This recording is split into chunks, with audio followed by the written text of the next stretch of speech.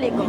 Bugun biz Xorazm viloyati Yangibozor tumani 14-son umumiy o'rta ta'lim maktabidamiz va bugun aynan mana shu kecha Tohir Saidovning 60 yillik yubiley munosabati bilan o'tkazilmoqda.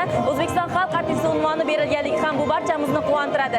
Aynan mana shu maktabda tahsil ko'rgan Tohir aka Saidov bugun o'z maktabini, eski xotiralarini eslash uchun mana shu yerga yig'ilgan va keling, tadbir tafsilotlari bilan o'zingiz tanishib borasiz.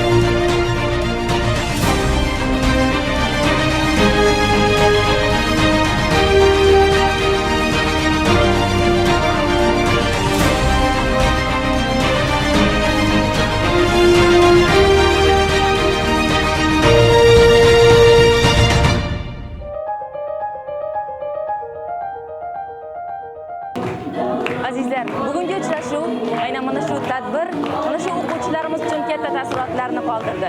Chin ma'noda tarixiy sana bo'la olib ayta olamiz.